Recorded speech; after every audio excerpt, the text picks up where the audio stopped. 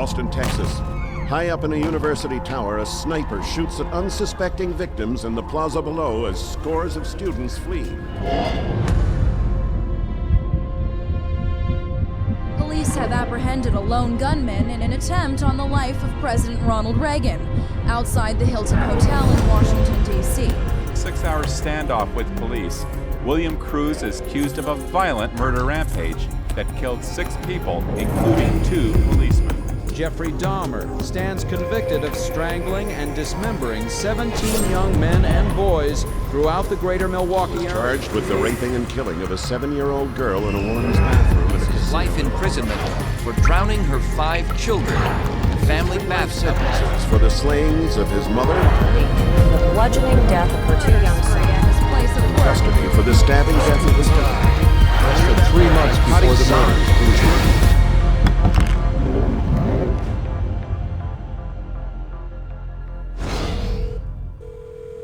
Police department? Yeah. I just killed my 2 daughters. Sir? Yeah. Tell me what happened. Okay, what's going on right now? I just freaked out and killed them. Are you on medication? Yeah. What kind of meds are you on, sir? I'm on antidepressants. I have to say, whenever I read in the newspaper of some violent act, one of the first questions I ask is, was the person on medications? Virginia Tech or the school shootings or the, my first thought is always, I wonder what drug he was taking. There are side effects to the use of drugs and also very damaging and dangerous long-term effects, which psychiatrists often don't consider as being important. They induce violence, they induce self-violence, they induce distortions of reality leading to hallucinations, they induce a whole variety of psychiatric problems, which are then typically treated with more psychiatric drugs. We're not talking about a rash, we're not talking about dry mouth, we're not talking about nausea. We're talking about sudden, compulsive, overwhelming suicidal or homicidal urges. We're talking about violent deaths. We're talking about crippling injuries. Psychiatric drugs are rampant in society today. It's become really an epidemic.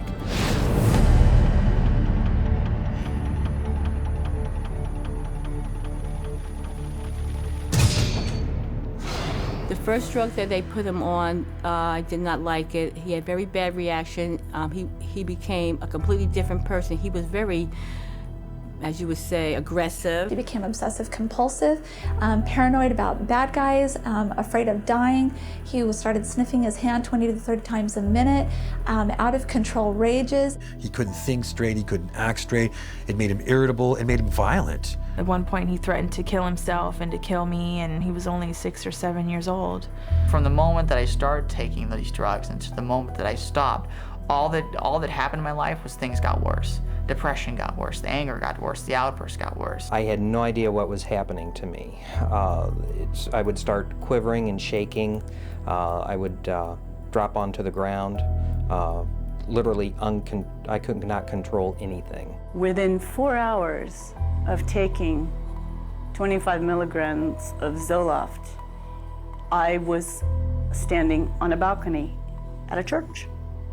And again, there was the thinking, I'm going to jump. The psychiatrists have carved out a great niche for themselves in the prescribing of drugs, but if you look at the history of treating people for mental and psychological disorders, it's a history fraught with things that don't work. They're not helping people with drugs, and they're not looking out for harming people.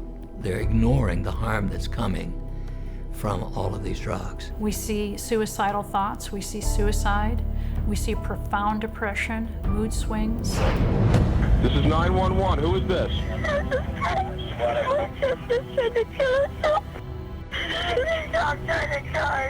Where is your sister? What is she trying to do? Take pills? What? No, my dad told me. Tell me!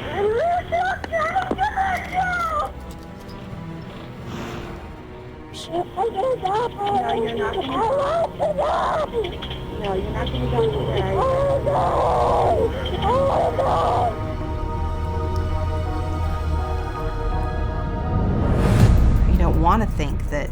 that a drug could affect someone's behavior in that way, but it does. It happens all the time. Suicide is just one in a long list of possible side effects of the medications that the doctors will seldom link to the medication, but instead blame it on the patient. What's the cause of death going to be written? Not going to be written that the drug had anything to do with the death. It's going to be recorded as a suicide. There's not a single psychiatric drug out there that's going to fix a problem. At best, it's going to cover up symptoms. At worst, it might kill you.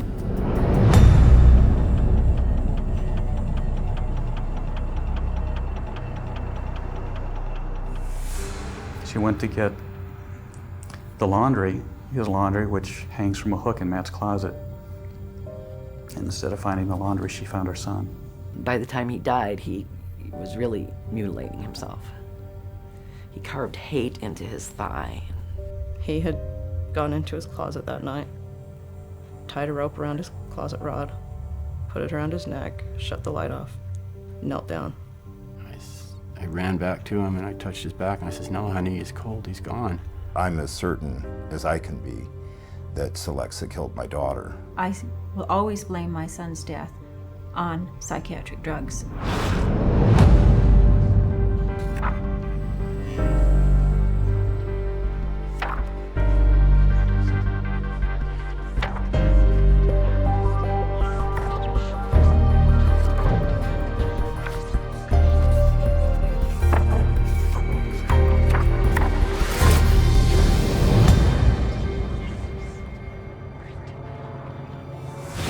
There are numerous reports of significant violent acts, not just suicide, but significant violent acts of murder-suicides in patients who were being prescribed antidepressants for relatively minor conditions, and they then just snapped. The drugs that are used are known worldwide to increase suicidality and increase homicidal violence. Might there be a link between the school shootings or the extremely violent shootings that have occurred in the U.S.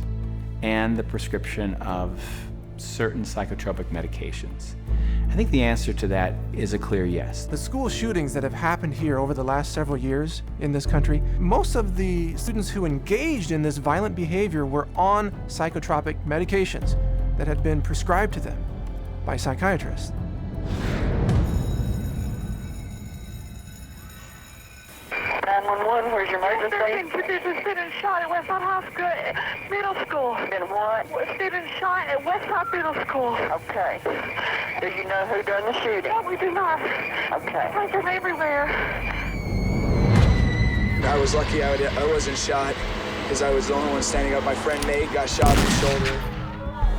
Oh my God, I can't believe this is happening. This is Thursday night, nothing like that happens here.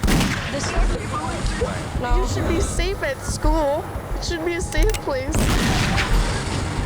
Just horrible images that you never want to see again in your mind. And I was praying to God for someone to come help me. It wasn't just my boyfriend, he was my best friend. A nightmare.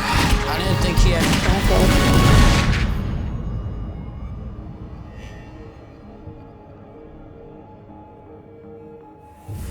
Whenever a school shooter is taking a drug, it is, you know, the press don't get the information. If they ask about it, they're told this is private information.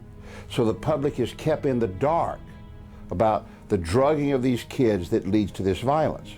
You have to ask yourself, how much help can these drugs be to somebody if they start experiencing these side effects of extreme anxiety, a desire to kill themselves, desire to kill others?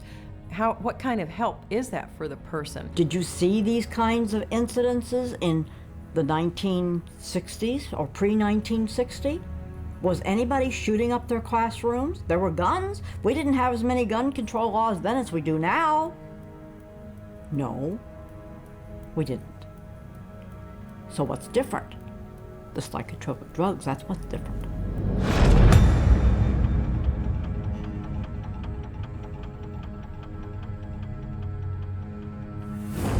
These psychiatrists are, in a sense, crippling people at the same time they claim to be treating them. They are mainly just drug pushers. You go on this drug, if it doesn't help you can try this one, and if that doesn't work, you can try this one. This is one incredible money-generating machine when this is your approach to treating people. It's about making money. It's not about getting people better or helping people in a service industry or helping people feel well. More than anything else, even more horrific than all the lives lost as a result of this callous profit-seeking, is the notion that our country is being destroyed. What we see in the homicides and the suicides is only the tip of the iceberg compared to exactly what's happening to people out there. How many deaths have to occur before the public wakes up? Wake up. Wake up before it's too late.